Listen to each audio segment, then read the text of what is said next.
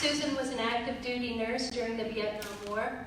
In 1969, she was tried and found guilty by General Court-Martial for conduct unbecoming an officer for dropping anti-war leaflets over 5 military bases in the San Francisco Bay Area.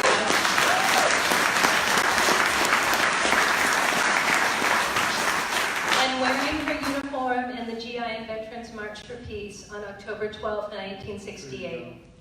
She has had an amazing career in nursing and has been a lifelong activist around ongoing issues related to the Vietnam War, especially the health effects of Agent Orange. In 2006, Susan was awarded the Medal for Peace and Friendship between Peoples by the Vietnam Union of Friendship Organizations.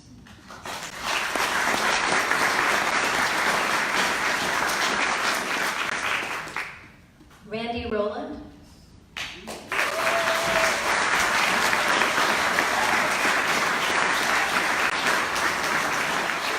Randy was one of the Presidio 27 who just days before the sit-down had ceremoniously turned himself in after going AWOL at the Presidio gates at the end of the GI and Veterans March for Peace.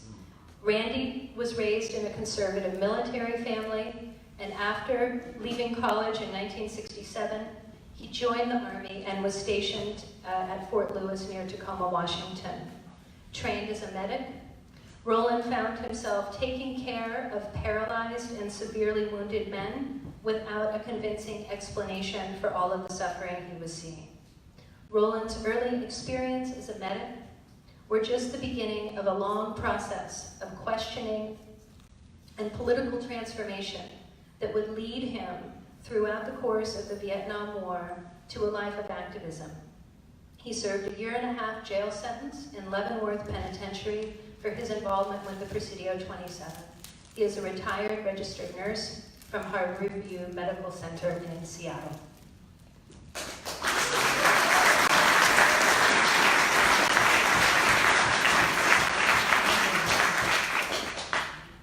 Brendan Sullivan was one of the Army defense attorneys for the Presidio 27. Today, he is a senior partner at the DC law firm Williams & Connolly LLP. Mr. Sullivan is recognized nationally as one of the best known and most able trial lawyers in America with an extraordinary record of success. The National Law Journal regularly lists him as among, quote, America's 100 most influential lawyers. He is well known for his defense of high-profile clients, including Lieutenant Colonel Oliver North during Iran-Contra hearings. In 2017, Mr. Sullivan was awarded the Champion of Justice Award from the Mid-Atlantic Innocent Project, an organization dedicated to fighting injustice in Washington, D.C., Maryland, and Virginia by bringing comprehensive legal assistance to individuals facing wrongful convictions and incarceration.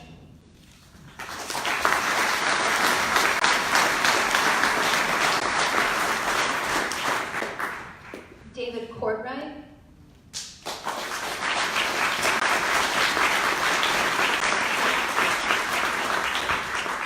David is a professor of peace studies and director of policy studies at the University of Notre Dame's Kroc Institute for International Peace Studies.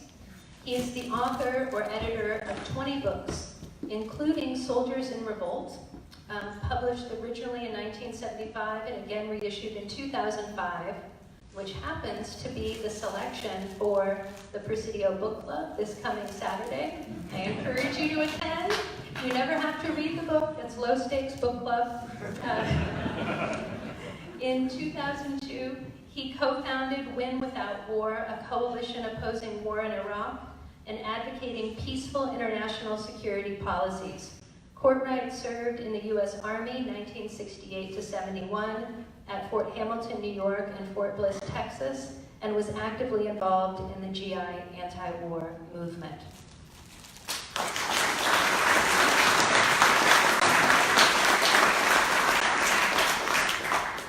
And last but not least, we have Jeff Peterson. who became the first of many U.S. military personnel to refuse to fight in Iraq in August 1990.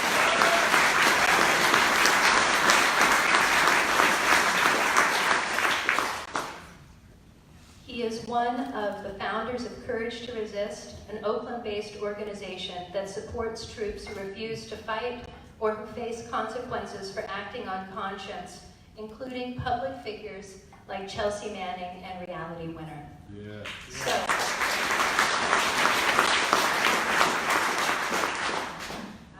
welcome this amazing group of people to talk about the Presidio 27 and its connection to the GI movement and the larger implications today. Where do we start? So, I was thinking that we should start with talking a little bit about the way the Presidio 27 fit into the larger GI movement. And there are microphones here for all of you. There's, I think, enough -1, and they should all be live. So if you'd like to jump into the conversation, grab a mic and go for it.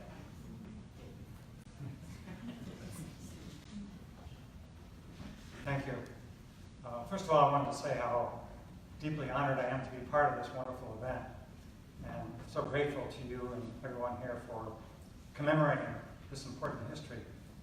I always tell my students that part of the task in struggling for justice is you have to make history, but then you have to tell the history, and you have to defend and uphold that history. And what better way than to have this event in this place that used to be for military officers. It's now not an officers club, it's an all people's club. And to be remembering and honoring those heroes who stood up for justice and peace. This event at the Presidio stockade, the mutiny, was just one part of a very broad anti-war movement inside the military that shook the foundations of American military power. At every major military base in the United States, there was an anti-war group publishing so-called underground newspapers, GI newspapers. We know now that there were at least 400 of them all across the military, also on all the major ships, once the air war shipped into the Navy, and in many Air Force bases. There was widespread resistance in terms of desertion, AWOL, refusals of combat. In my book, I found 10 that I was able to document. Subsequent research has shown that there were probably hundreds of refusals to fight by frontline troops in combat divisions in Vietnam. And there were many acts of sabotage and resistance in the Navy, racial uprisings all across the military. As that clip that article that you mentioned from Colonel Heinel in the Armed Forces Journal in '71 said it well. The U.S. military was disintegrating from within. And there's no doubt that the resistance inside the ranks undermined the capacity of the U.S. to continue the ground war. And the troops were withdrawn, first of all, as a political gesture by Nixon to try to undercut the anti-war movement, but most importantly, because the troops were refusing to fight, and they had to be withdrawn. And then by '70 and '71, as the air war was increasing, the resistance spread to the Navy and the Air Force. This was a movement that contributed significantly to the end of the American aggression in Vietnam, and that was part of a broader movement, of course, throughout the country to stop the war. And these acts of resistance, last thing I'll say is how when we engaged in the resistance, I remember feeling this myself when I first started the protest, you're really scared. For a long time you think you're crazy, and because you're going crazy. You can't continue with this unjust war, and yet this is your duty. If you speak out, you're going to get in trouble, but you feel compelled to take that act. And as you do so, you begin to realize there are a lot of other guys in the barracks, in other units, who agree with you. And it's not just a single act, you become part of a movement. And you begin to feel that, well, maybe I'm a little crazy, but the real craziness is in the war. It's in society, in the madness that they are imposing upon us, and we have to resist it and fight back against it. And this is what we're all about. We're part of a movement of standing up for justice. And the act of these brave soldiers here at this place 50 years ago, they joined together, they inspired so many others to act, and they were part of a movement that, as I mentioned, ultimately helped to end the war.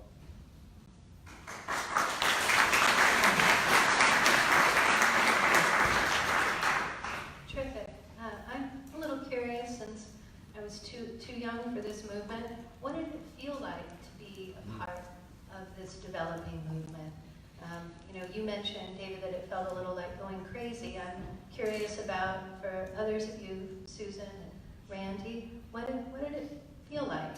How did you know it was a movement? I'll go back 50 years, which is kind of a little bit of time, I think, for all of us.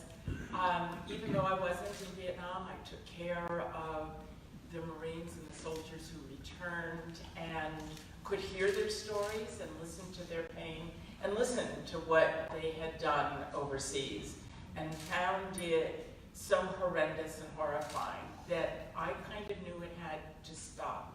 And what I was saying earlier to some people is, I couldn't look at myself in the morning and not do something about it. And it was frightening. I just looked at the film clip and thought, oh, right, it was kind of funny dropping those leaflets on military bases. And it was terrifying. I faced 5 years in, I don't think they knew what to do with me, but the prosecuting attorney, and I don't remember the military term, asked for 5 years. But what it did, and it was spoken about in the film, is that it frees you to say, okay, I've done this, and all of a sudden, and this was at my hospital, the military base, everybody seemed to be against American intervention in Vietnam. From the corpsman to the four waves to the doctor to the Catholic chaplain. And it was then that we were able to bring more and more people in and bring more people to demonstrations. And just quickly, I guess like a lot of you may have just reviewed Fred Gardner's book on the Presidio 27, and I realized almost for the first time in 50 years how terribly horrifying the conditions were in the stockade and how inhumane. And again, how there weren't really a huge number of choices. You either said, no, you can't do this to me, and we're going to stop it. And I'll admit that I really did think 50 years ago we were going to stop American intervention in other countries, that we would be able to defeat American capitalism and imperialism, that we were bringing an end to poverty and an end to racism. And today we will continue in our struggle to provide this to be a just country, no matter how difficult it is.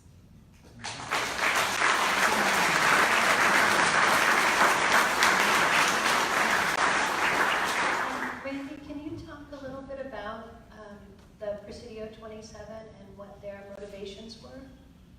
Yeah, I think it's important to recognize that every guy that sat down in the little circle there and saying we shall overcome wasn't really an anti-war GI. I mean, I went into the stockade as an anti-war GI, Keith did certainly, as one of the 9 for Peace, but the stockade conditions were pretty harsh. Roy Pulley, who sadly can't be here today, he lives up in Oregon, he's still alive, but he couldn't make it. He had they held him down and bent his finger back and really broke his finger, and his finger to this day sticks out wrong. Just for instance. And so, the conditions were pretty harsh, and a lot of, and then they shot and killed, they shot Rusty Bunch in the back, the guard did. And so I think it's really important to recognize that a lot of acts of resistance didn't start off as conscious political plans, or a great analysis of the war effort or of U.S. imperialism or whatever, but really came about because of the fact that the situation that people were forced into facing themselves. And so when the guys all broke ranks and went out there and sat down, there was 27 guys, there was 27 motives, I suppose, but the one thing that really united everybody was that they weren't going to take it anymore. Yeah. And they were really, they were all, I think we could all probably say honestly that we really were going to, fight back. Can you speak to the fact that, there were 27 men who sat down. There were probably 120 men who were in the stockade. What about those who didn't participate? Well, there was quite a bit, there was meetings in the cell blocks to just say, are you going to do it? Are you going to do it? What's the plan? Etc. And I mean, there was quite a bit of planning that went in through, over the weekend, before the Monday morning when we sat down, those of us that did. By the time the cell block meetings were over, we already knew, for instance, that the black GIs weren't going to do it. They had held a separate meeting and had talked it over among themselves, and they said, look, you guys, we know we're going to get it a lot worse than you will, and so we're going to not do this one. And the mutineers, for lack of a better word, those of us that were planning the action accepted that. I mean, it was a bitter pill, but we understood it well. And one of our demands was against racism. It wasn't like we were angry at them for the fact that they had said they weren't going to participate. Everybody knew what everybody was up against. There were some pretty harsh sentences coming down for all kinds of reasons, and so there were people that didn't do it. Some of the Nine for Peace that had come in with Keith, who were anti-war activists, they had done this big action with the Nine for Peace, and they didn't do it. I mean, they were already convicted and do it big time, and so there were lots of reasons why people didn't join. But it's sort of profound that as many did as did. So let's kind of move into some of the legal questions around this. For the men who were charged with mutiny, they had the option of having civilian defense attorneys as well as military defense attorneys. Brendan, can you talk a little bit about how the presence of civilian lawyers either changed or didn't change the role of the defense? Maybe. Look, I'm sitting on the stage with some real heroes here. These two people, and these two people, they put themselves on the line for something they believe, right or wrong, and they took consequences for it. I would just happen to be a lawyer that stumbled into this case, and I was simply doing my job as a lawyer. A little background, by the way, so you'll know where my head comes from.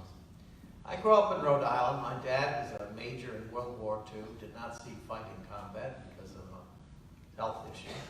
And his picture hung in our family home for all the days that I was there. I was not anti-military. I went to Georgetown College as a ROTC product. I knew I'd be drafted or I'd go to ROTC, and then went to law school. And after law school, I had 2 years to serve in the military. By then, I was a first lieutenant. I was a captain of the Transportation Corps. By the way, I went to law school. I never one day wanted to be a lawyer. Not one day. In fact, as my professors will tell you, I didn't go to that many classes because I wasn't focused on being a lawyer. I wanted to be a businessman. But my life was changed when I was asked by some soldiers to defend him in this case, because for the first time in my life, I saw injustice, and it sickened me. You just look at that picture, the famous picture up here, and you don't have to be a lawyer to know that those kids, and I called them kids, they were about my age, because I was 28 at the time. They were 19, 20, 21, 22. They were kids. They were just sitting down on a stockade. That's the furthest thing from a common sense mutiny. Why did it become mutiny? Because generals and colonels saw this as a protest against the war and saw that they were bad actors, and they wanted to teach them a lesson. And so I thought there was justice in the world. I've never seen injustice. Growing up in the state of Rhode Island, I didn't see it in law school, and I was shocked. And it was that turned me into being a lawyer.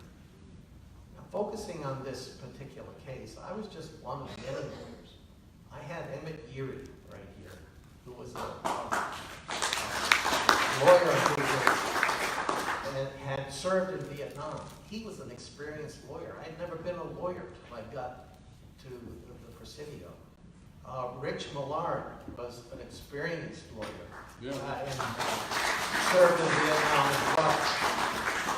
And by the way, by reading Fred Gardner's book, you'll remember that Rich Millard was the investigating officer. You all know that prior to an actual charge, which is what they call an Article 32 investigation, he investigated the case and he said there was no mutiny.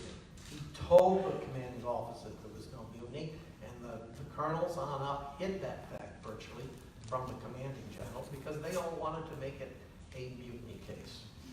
Howard DeKnight was an experienced lawyer here. So when I came into this picture, we were just a bunch of lawyers, some who had experience and some who didn't. I was not a JAG officer, I was in the Transportation Corps.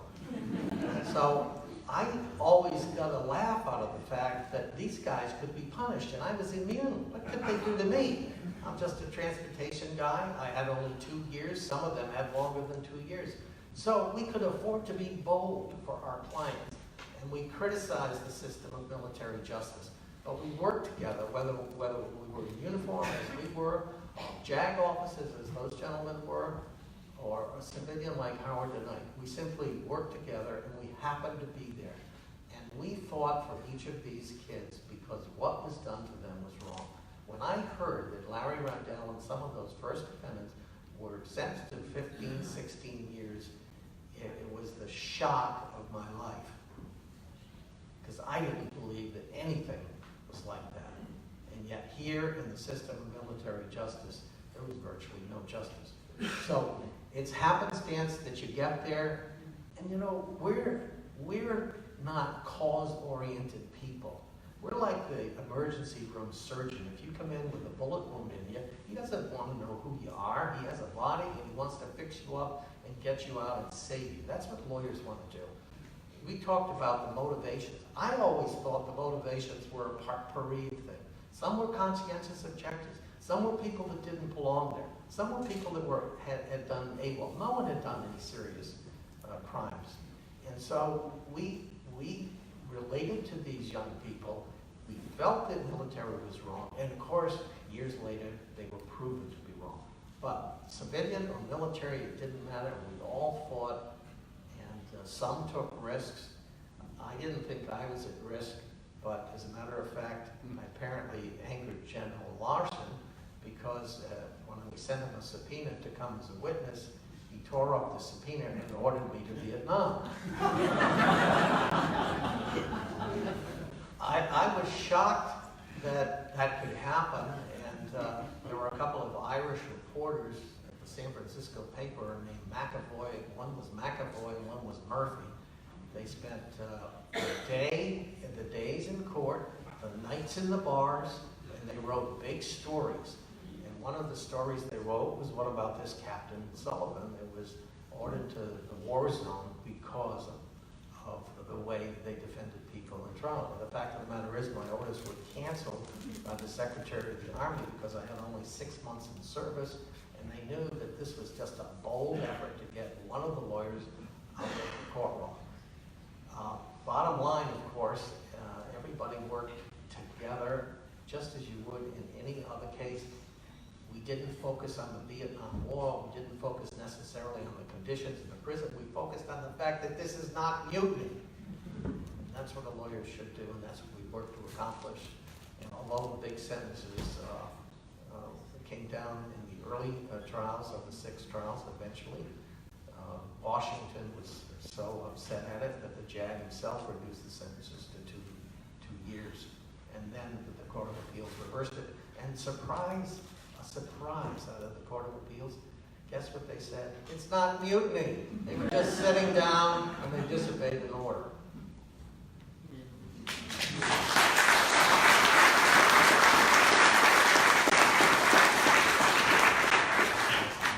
If I were just going to add a word of gratitude as one who was also suing the Army, actually, in 1970.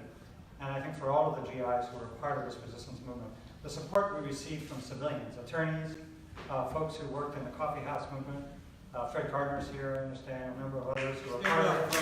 Fred. Mr. Wiley is here, a number of others who are part of the Coffee House movement.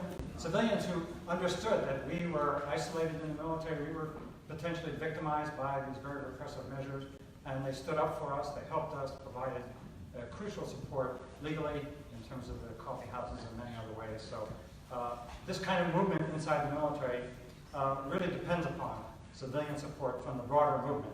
So I think I just want to express that thank you from all of us for that support.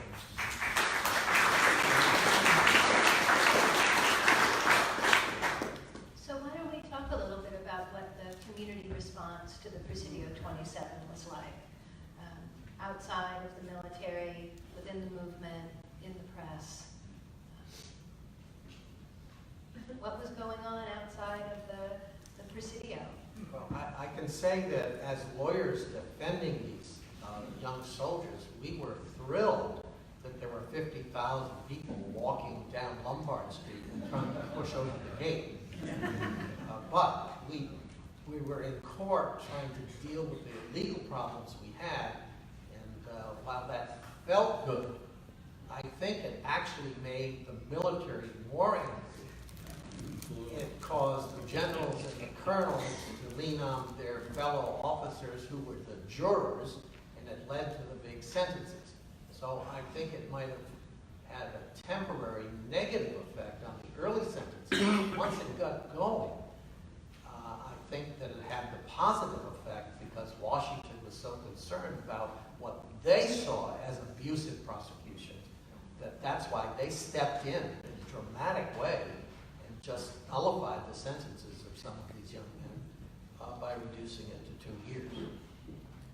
Brendan, from your perspective, kind of inside the military, what do you think was the reason for the command here to push so hard for the mutiny charge, despite evidence to the contrary? First of all, it's a terrible bad judgment, isn't it? It proved to be bad judgment. As I said, Rich Millard, investigating the thing before anybody really knew the facts, determined there was no mutiny. I mean, he's a genius, but you didn't need to be a genius, Rich. But they swept that under the rug. I think it was simply hardline military that could not tolerate the fact that there was a protest against the war. And, they ran a facility. The stockade was horrible conditions. That couldn't exist today. So there were a combination of factors, and I think that it was part to cover up their own negligence with respect to the stockade and those issues, and to come down and take a strong stand. You can't have soldiers doing this. Randy, do you want to talk a little bit about what it was like inside the stockade? Well, it was a crazy house. Conditions were bad. They were actually, well, for some of us, the stockade conditions were bad enough, but then they sent some of us, some of whom are here tonight, over to Treasure Island, which was a Marine brig, because they hadn't been able to break us. So they sent them over to a Marine brig for special handling, a torture site really. And if you think that breaking a guy's finger by slowly breaking it back, or putting you in the wall and slamming into that, or they put us in the box and squirted urine on us, and it was horrible. What Plus, was the box? Oh, the box was the segregation cells. You go in a little segregation cell. It was like a cement box. We called it the box or the hole. So you don't want to dwell on that too much, but there's bad conditions, and there's no surprise under those conditions that people, this is supposed to be America, and I think for a lot of us it was a sort of a surprising shock to find out, the dirty underbelly of what life in America could be. If you ask this Black Lives Movement people nowadays about why are get shot by the police when they're just coming home from high school or whatever. You know, I mean, it's not like everything is turned into a bed of roses today. But we certainly had our share of grief, and that was the way that was. I'd just like to go back to the social protest part of the question. I'm not an attorney, but I was a client of an attorney, and we knew at that time, and I think one of the things we need to learn today is that the power of protest, the power of organizing, of bringing people together to say this is unjust and we will change it is enormous. And part of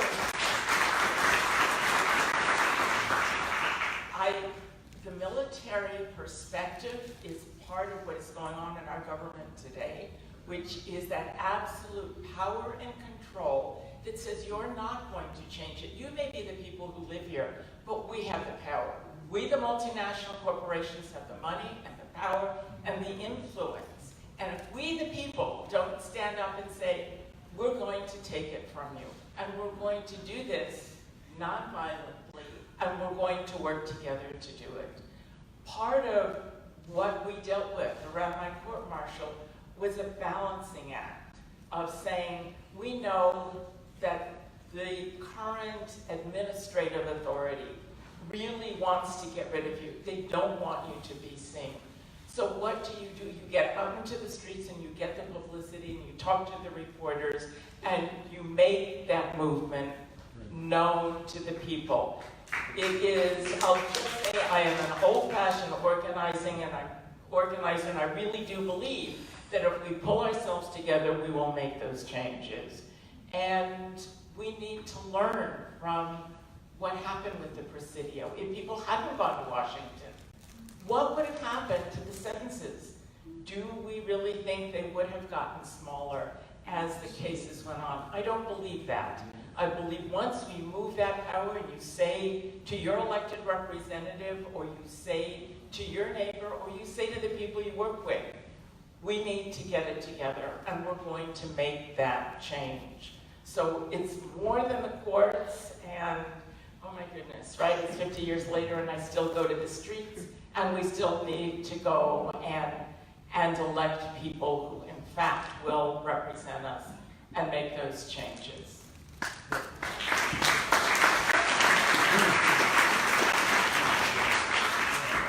There's absolutely no question that this case was affected by what happened, by people paying attention to it. Congressmen got involved, and they started to ask questions. So, and once people saw the picture, saw the mutiny charge, and saw 15 years, it was a wonderful thing to be able to rally around.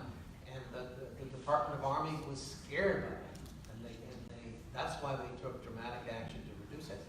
And by the way, if you read Fred Gardner's book, command influence pervades every aspect of military justice, right? Every aspect of it.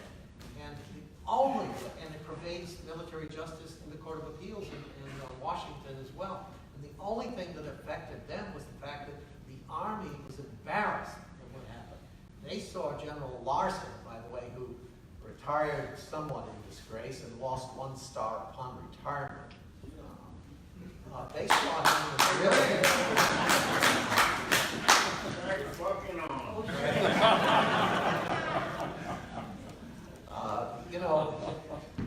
it was an embarrassment, and the fact that people kept talking about it made them pay attention to it. It's as simple as that. It's a combination of things. Can you explain what command influence is for those who might not know? Yes, command influence is this. Let's pretend you're the jury, and I'm the general. Come on over for coffee. We got some trouble over at the courthouse. You better give these guys a harsh sentence. That's command influence. Put your friends on the court. They play sports together. They eat together. They're at the officers club together. They're the jury, and they know the general's upset about this. How do they know? The general's told them. There's no secret. They're gonna, and so when they deliberate about whether or not there's mutiny, and then what sentence to give, They think in their mind, I'm going to see the general in the morning.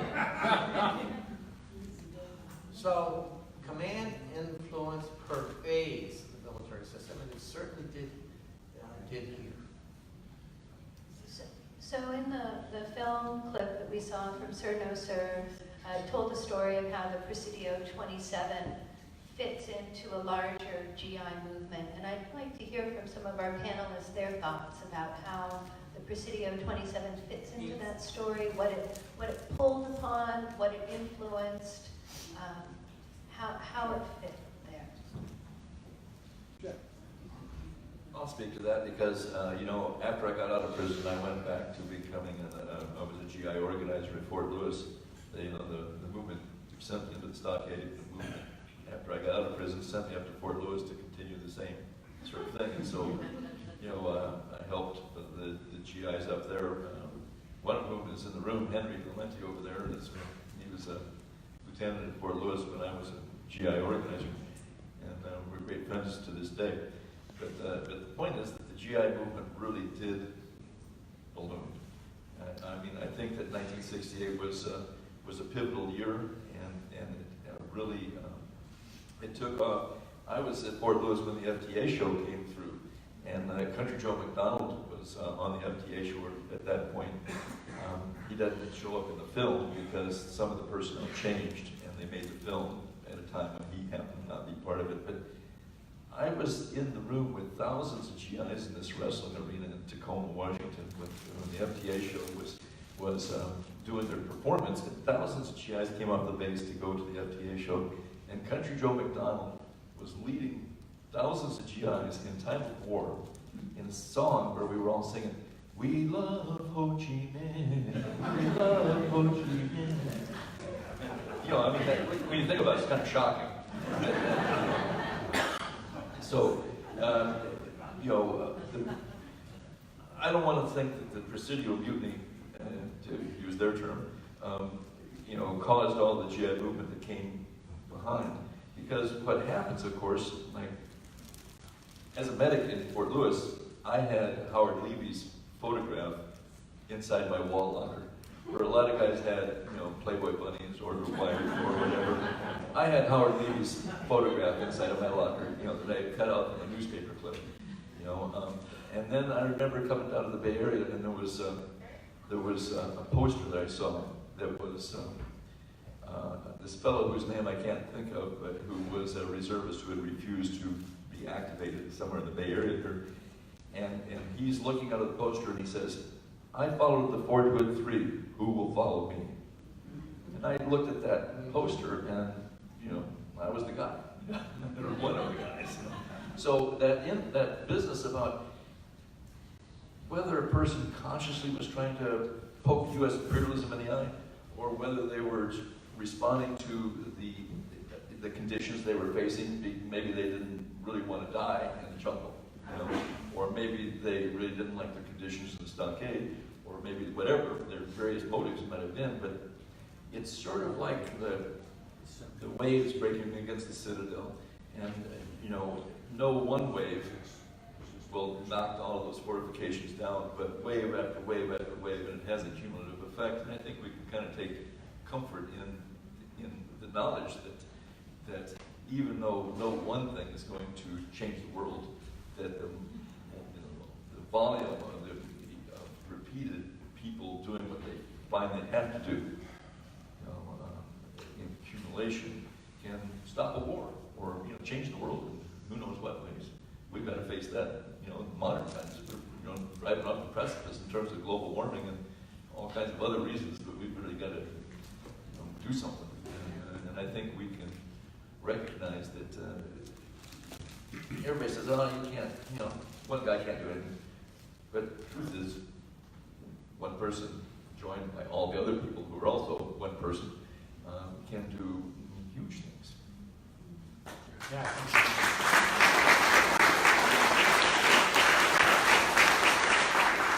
You said it so well. I just wanted to second that. It was contagious, and that was a mutiny, or so-called. And there were many mutinies, thousands, millions, probably eventually. And it was something where once one made that commitment you weren't going back. And so they transferred me from Fort Hamilton to Fort Bliss. And it turns out there was already a very active GIs for Peace group, the newspaper, the Gig Line at Fort Bliss. And I found those guys, and they were saying, great, we need another organizer, join us. And more people would join.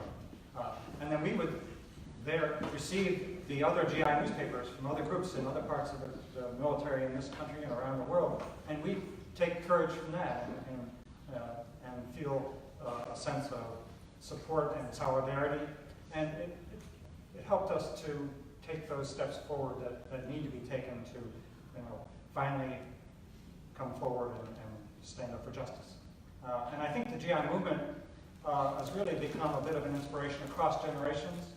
We've seen now with the Iraq War that Soldiers in Revolt was republished when the Iraq War began, because there were soldiers who were starting to speak out. And I thought maybe I'd ask Jeff, I don't know if it was part of the book, but just the way in which, if it was the case that the GI movement and some of that history inspired your generation. Thanks. When the Presidio Mutiny happened, I was a few days old. And later, when I joined the Marine Corps, I was 18. The Vietnam War could have been the U.S. Civil War. Could have been some historical footnote. World War II, kind of the same thing, I thought. And I joined today's military, the modern military, not the bad military of the historic 17, 18, 1900s. And it took me 4 years with the 3rd Marines to kind of come to my senses that I actually wasn't helping the people of Okinawa and Japan. And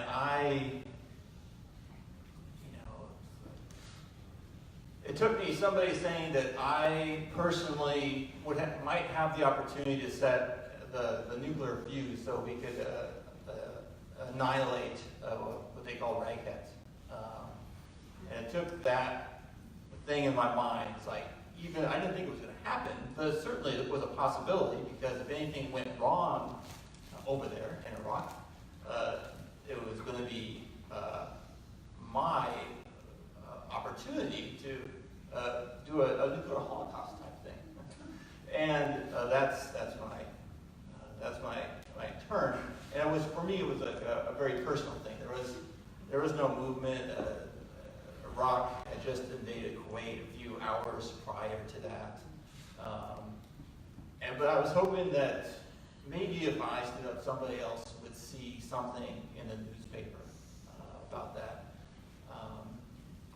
And you didn't ask the question, but hearing these stories, I just think back to this one story. It's like, I held a press conference outside my base to explain why I was against the war in Iraq and why I wasn't intending to get on the plane that evening with my artillery regiment. And while I was giving that press conference, my whole unit was gathered around watching me on the TV at the staging area at the hangar, or at the barracks there. And when I came back, I turned myself in to the MPs, and they marched me over to the barracks, which are only a few blocks away. And there was my unit, 150 odd people, lining the railways of this 3-story barracks we had. And they intentionally marched me below the railing. It was my first sergeant and my captain had me, and they were sort of trying to drag me. And so my whole unit could yell at me and whatnot. And some did. They started chanting "war, war." And then some of them started spitting on me, and that sort of sucked, right? But then some of them started chanting "peace, peace," and we had people like chanting "war," and we had chanting "peace," and we had dozens of guys spitting on me. But there was dozens of guys who were taking the opportunity to spit on the commanding officer. So I'm thinking, this was worth it. This was a good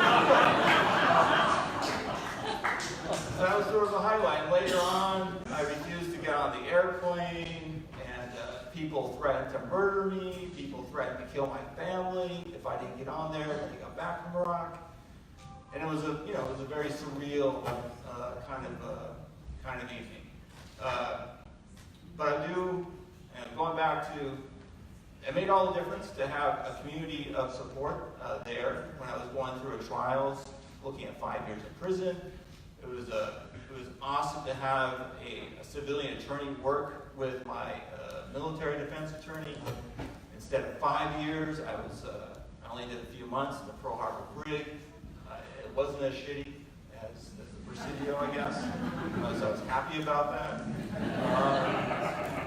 But I expected to do 5 years in Leavenworth.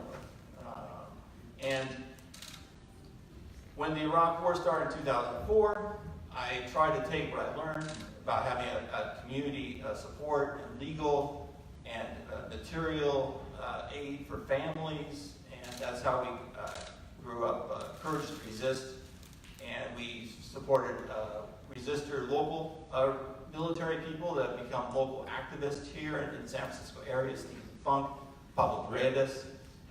We defended Lieutenant Aaron Matata, the first military officer to refuse to fight in Iraq. I led the successful 7-year effort to free Chelsea Manning, military intelligence.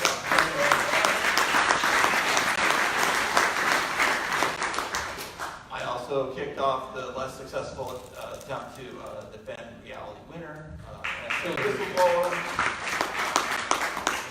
She's serving a 5-year sentence at this time. And at this time, we are trying to work with people in the military who are angry that President Trump has ordered them to build massive immigrant detention camps in the deserts. They're expecting to house tens of thousands of immigrants on military bases, primarily along the southern border on contaminated lands. And we see these posters right here in the Presidio talking about the Japanese internment camps, and this is the modern day, version of that. I'm hoping that more and more people in the military will speak up and do something. So that's what Courage to Resist is up to. And, I know a lot of you here support us. Appreciate that.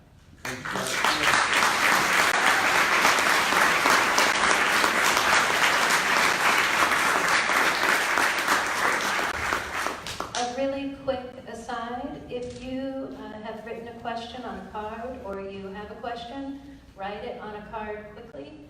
Some of my colleagues will be coming along the aisles to collect them in just a minute or two.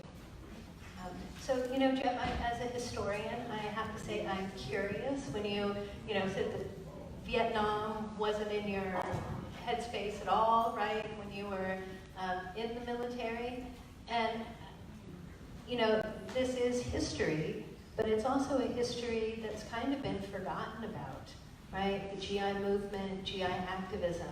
And I wonder if all the panelists could kind of weigh in a little bit about what it means to remember this, why it's important to know these stories, a little bit about kind of historical memory.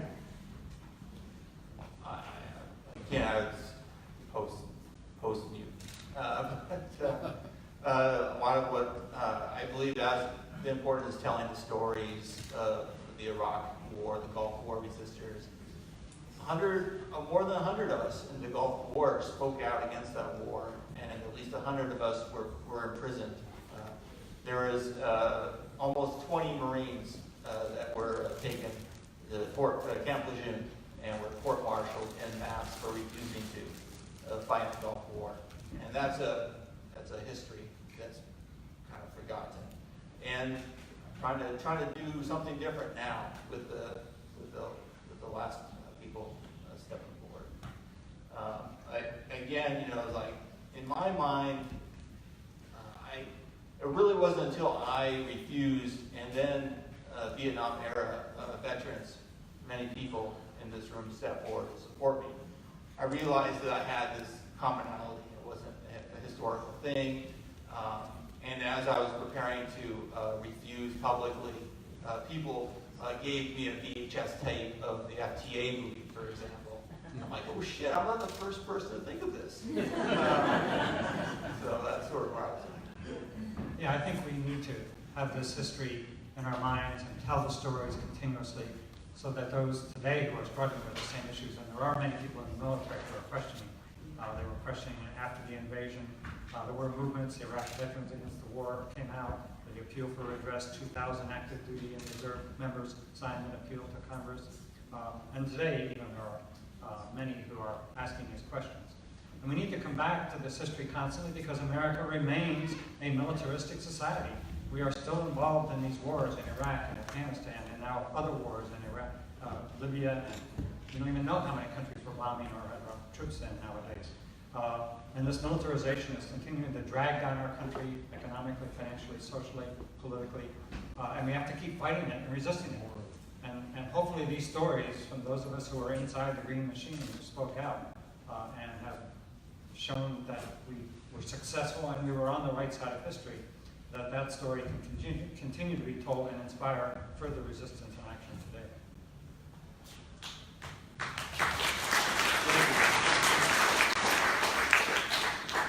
What we lawyers on the front line hope is that when we put our heart and soul into defending one particular citizen at a time, that there may be lessons learned as a result of that case. Sometimes there are, a few times there are. The Presidio, as I said, did embarrass the Army. They were horrified. General Counsel, who advised Stanley Reeser, the Secretary of Army at the time, was very angry. That Washington made known that they were upset. And I do think that court-martials were better for some time after that. Are they perfect? No. Our civilian system is far from perfect. And sadly, I don't think memory lasts very long. I think, as you say, you have no perspective on what happened in the Vietnam situation or how it impacted on the particular trials and how absurd the military's actions were in trying to put these young people in jail for 15 years. But they did learn a lesson. How long it lasts, we're not sure. We just have to, when we find injustice, we have to fight it. And move on.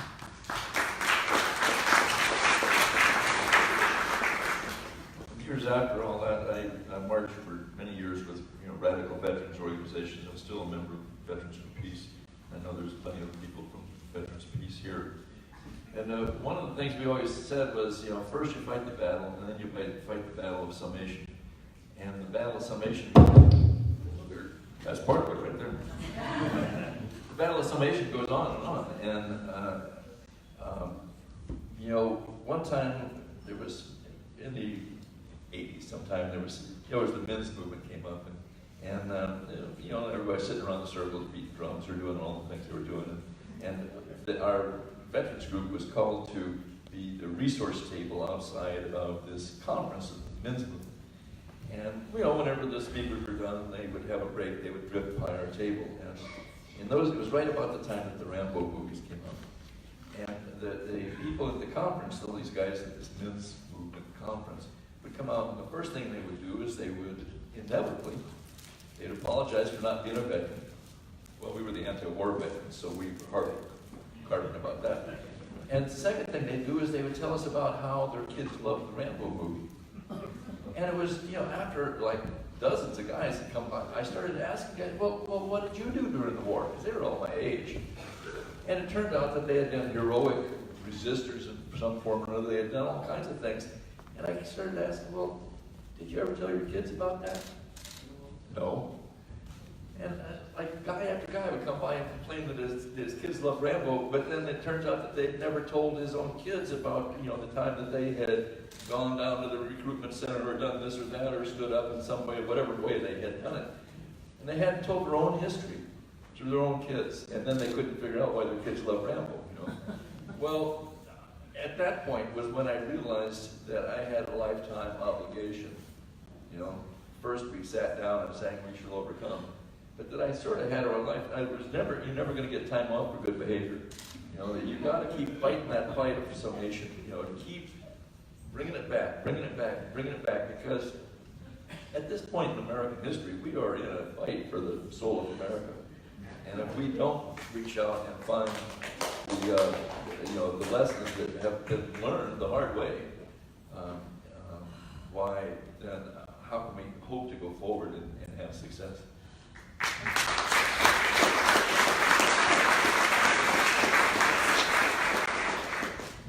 We focused on and spent a lot of time tonight talking about the Presidio 27 and how and why the guys sat down because they were sick of the terrible conditions in the stockade.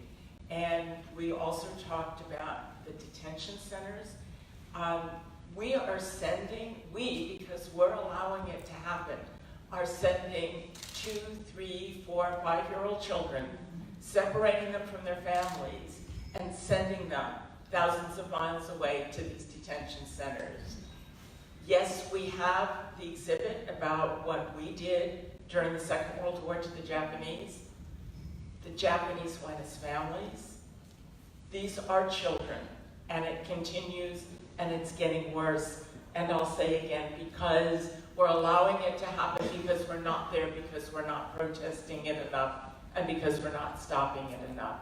And I do think that we elders have an obligation to draw the connections between what happened and what we did to protest the war and stockade conditions and what we need to do today. And as I'm sitting here, I'm thinking about how horrific the stockade conditions are. Well, what on earth is going on in these private prisons, private federally funded prisons that lock up black and brown people for what?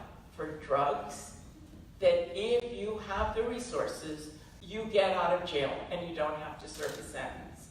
It goes back to what happened during our military activism. If we were smart enough, if we had the resources, we could have attorneys that would protect us and that we knew we were getting the best support possible.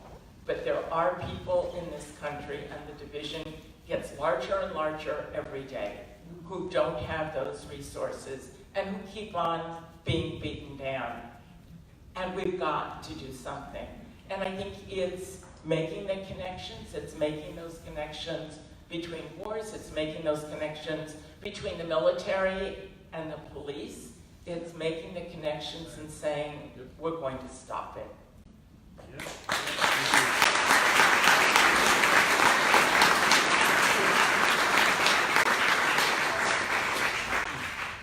So we've been talking about how the GI movement fit into a larger story of social change and how it's a tactic of social change and part of a long trajectory of social change.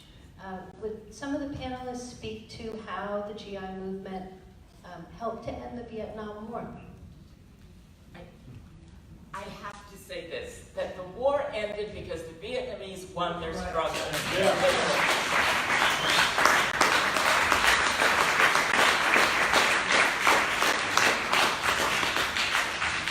In the military, we did a part of the organizing to say the war is wrong and it's unconscionable. We did a part of it. The civilian anti-war movement did a part of it. And I'm looking around the room and seeing a lot of, I don't want to say old faces, but people I've known for many years.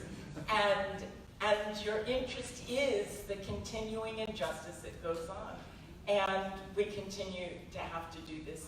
So you all played a really important role, whether it was as an attorney, as a protester, as somebody who was in the stockade. And that's what we need to do now, is to join together. And I may need your services, Brendan, at some point in time, but it's all of us. So the GI movement played a role, but so important to understand that it was the Vietnamese who won their, my God, 2,000-year-old struggle for liberation.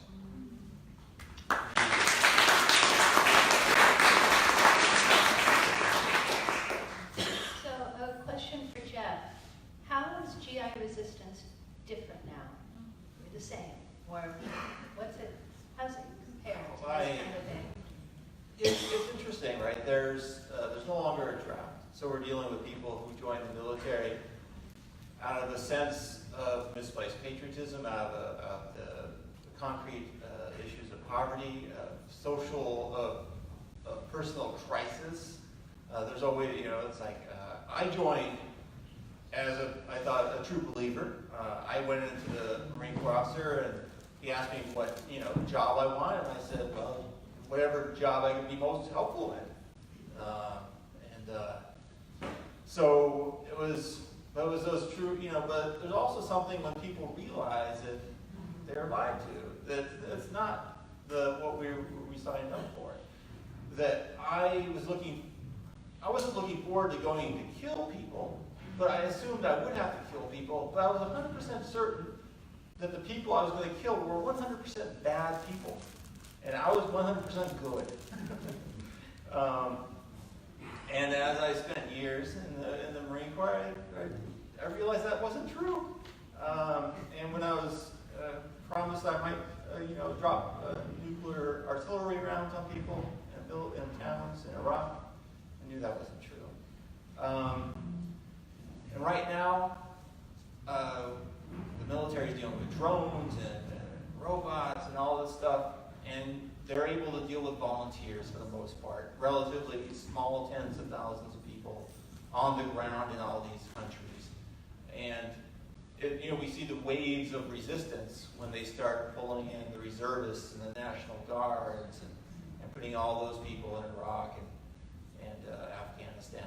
So right now we're dealing with relatively few people that are taking public stands, realizing that the military is going to come down on them. And at the moment, we're dealing with people who are anonymously trying to share the information about what's going on with the immigrant concentration camps that we believe are illegal. It's not the military's job to do policing within the United States, and that's what they're being ordered to do, and house tens of thousands of immigrants. And it's wrong, it's immoral, and yet it's very scary to come up and say that in front of a president, right, who will of course will name them personally and ensure command influence, make sure they get years in prison.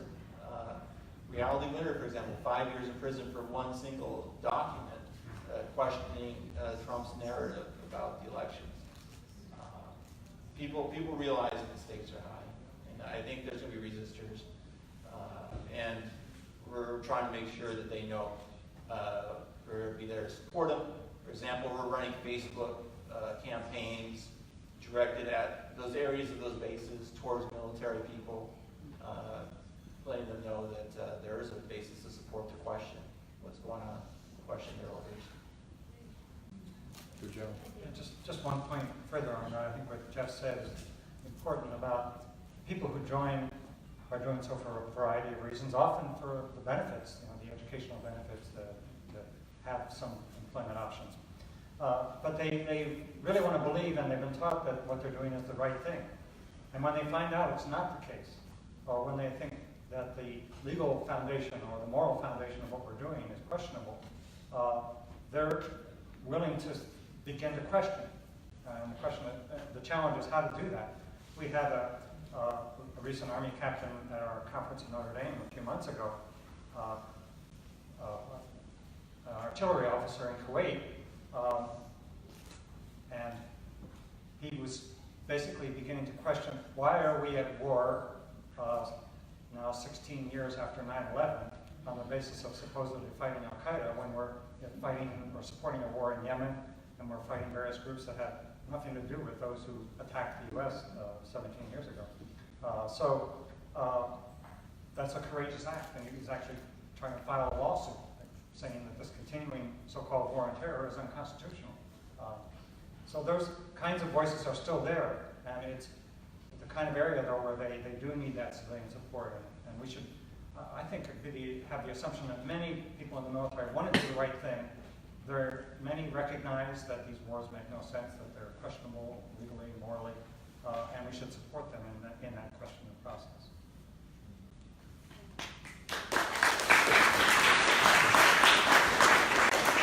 A great example really is Lieutenant Matata, who was stationed up in Fort Lewis, And when the build-up to Iraq was going on, the second Iraq invasion, his command, he was a lieutenant and infantry lieutenant, and he was gung-ho as anybody. And his commander said, you know, you're going to be leading your men into battle here, and so you should study up on what the political situation is so that you'll be better able to inspire your men to charge. And so Lieutenant Watada diligently started studying why we were talking about going and invading Iraq and stuff, and you know, it didn't take him too long to figure out that it really wasn't a good reason. So, I mean, he started off sincere. He was trying to figure out how he could lead his men into battle, and he came up against the cold, hard reality that that wasn't what was going on. And so then he went to his commander and said, hey, you know, I mean, I'm having some problems here. And ultimately, he gave a speech to Veterans for Peace, at which, you know, he got charged with speaking to a veterans group, you know, against the war. And his trial was interesting because they tried him, and you know, the most distracted guy in the courtroom was Lieutenant Watada. I mean, he looked like the most military guy there was, and the jury got one over, and they were, you could hear them muttering among themselves a lot of times in his favor, and ultimately he was found not guilty. So in this, I want to say that, you know, decent people, when they come up against that spot where they just won't go any further, you know, one of my great faiths in people in general, but specifically the American people, is that when they run up against that point where they face the cold reality as opposed to some hypothetical thing, a lot of times they will do the right thing. At first, it's always individual acts of conscience, I think. You can kind of gauge what time it is in America or in any kind of political battle by whether it's individual acts of conscience or when it shifts over to collective and more conscious efforts to, you know, usurp military authority or go up against the system in whatever form it takes. And it's that moment when it collectivizes that you really start having power. I think that the mutiny article, which suggests that you know, it's one thing if one guy does something, but if 2 or 3 guys join together to do it, then it's a whole different category, because the power, of course, is in that collectivity. You know, when you get a bunch of people doing something, then you know, the brass is really worried, because then they really are losing their control. So even 50 years later, I don't want you to confess to mutiny.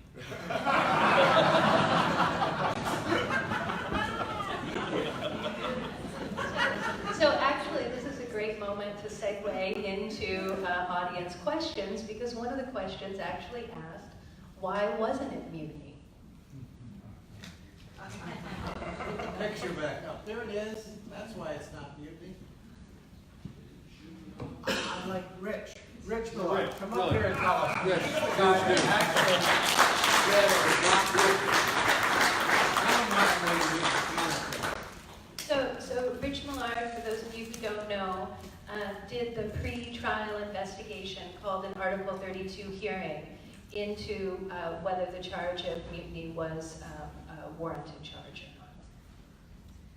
It wasn't a mutiny because the law, as written, is this on? Yeah. There are certain elements to crimes.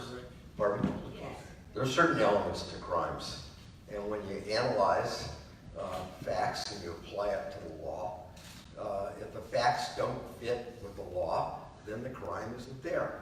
In this particular case, in looking at the elements of a mutiny, one of the major elements is that there has to be an intent to override military authority.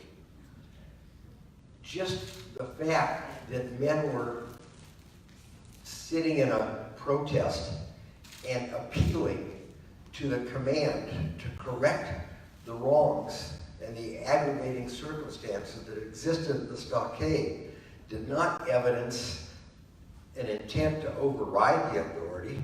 They were appealing to the authority. So the element of overriding military authority wasn't there. That's one reason. There were several others, but that's the main one. And just common sense. old. Rich, tell them how they hid your recommendation Well, and ignored it to bring the charges. the Article 32 investigator is supposed to write up findings and recommendations. Keep in mind that in the military justice system, it is a command system. Lawyers, investigators, in this case, the Article 32 investigation was more analogous to what in civilian law we'd call a preliminary hearing.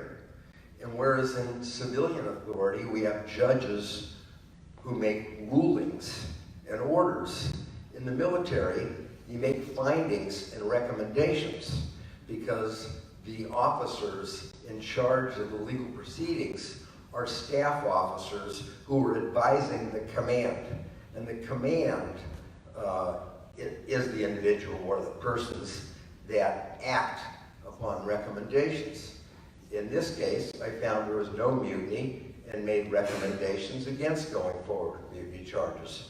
But what happened is I was in the Presidio JAG office, and my immediate commander ordered me to give the recommendations to him to go up through the chain of command.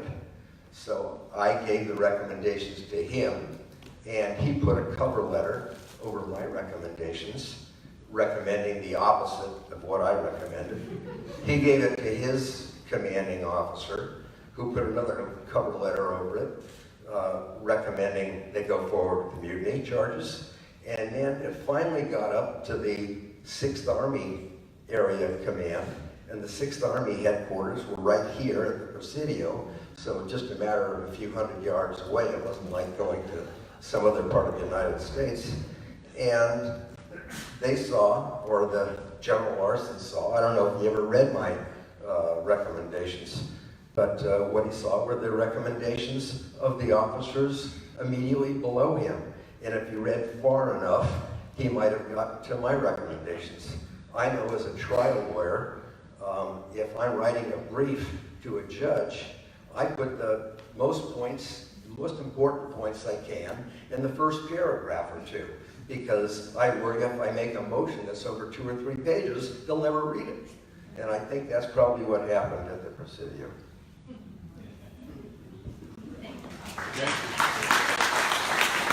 And of course, millions of dollars later, great agony for a lot of people, the Court of Appeals in Washington, D.C. said exactly what Rich said 3 years later. No mutiny, it was disobedience at most.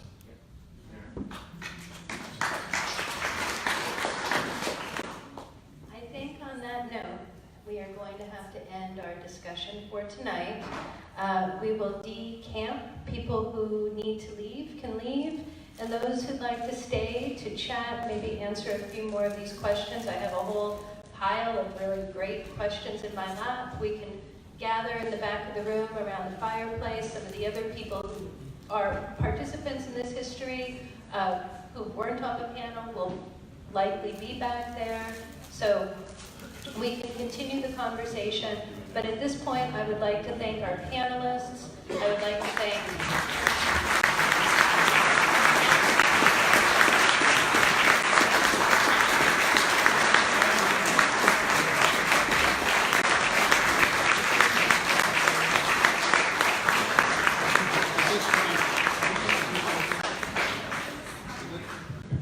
At this time, I'd also just like to show our appreciation to Barbara Sokoloff, the historian at the museum, that without her endeavors and hard work over the last year and a half, this event would not be happening, I don't believe.